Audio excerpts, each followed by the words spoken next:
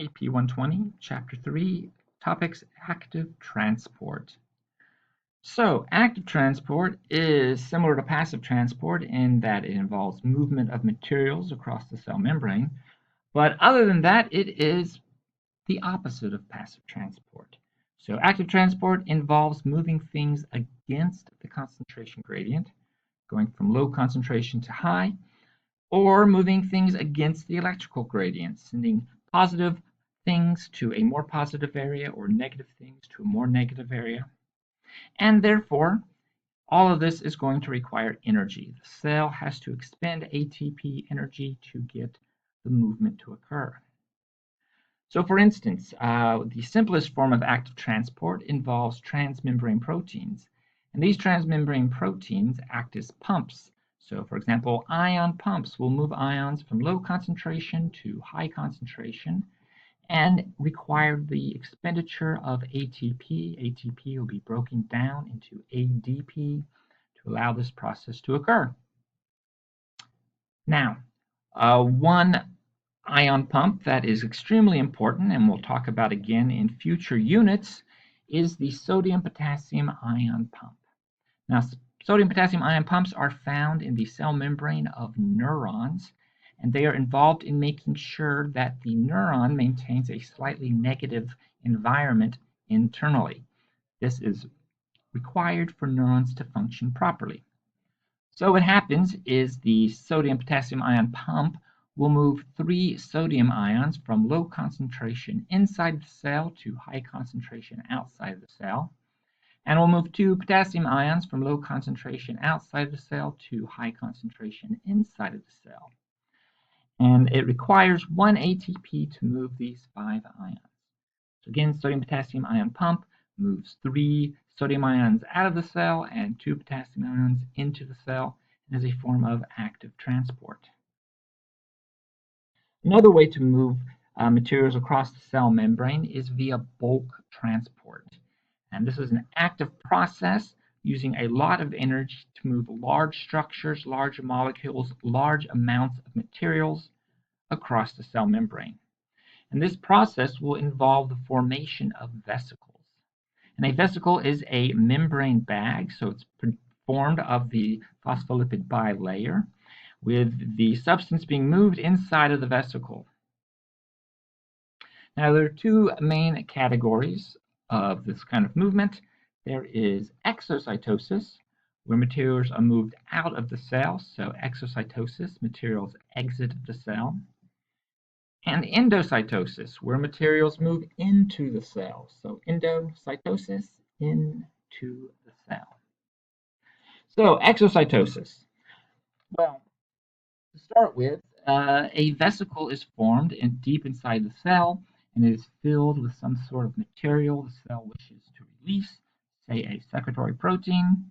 That vesicle will then transport itself toward the cell membrane. It will then fuse with the cell membrane and then release its contents into the surrounding environment. So again, the vesicles form deep in the cell with the secretory proteins, whatever's going to be released within it. It moves to the cell membrane, fuses with the cell membrane, and releases its contents into the external environment. Exocytosis. Then we have endocytosis. Endocytosis comes in 3 forms. First form is phagocytosis, where the cell is bringing something large, something solid into the cell. So what happens is some, say, food particle is adjacent to the cell membrane. Cell membrane will form these pseudopods that will surround that food particle, and then it will pinch off, forming a vesicle into the cell with that food particle caught inside that vesicle. So again, cell membrane reaches out and forms a vesicle around the material and brings it in. Phagocytosis, cell eating. Then we have pinocytosis. Pinocytosis is somewhat similar, but in this case, it's moving liquids into the cell.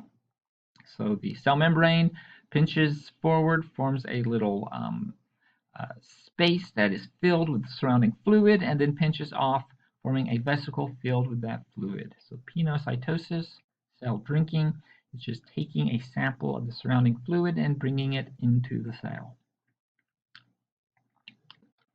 There's a third category called receptor-mediated endocytosis. The way this works is there are a bunch of receptors for a specific substance on the surface of the cell membrane, localized to a certain area.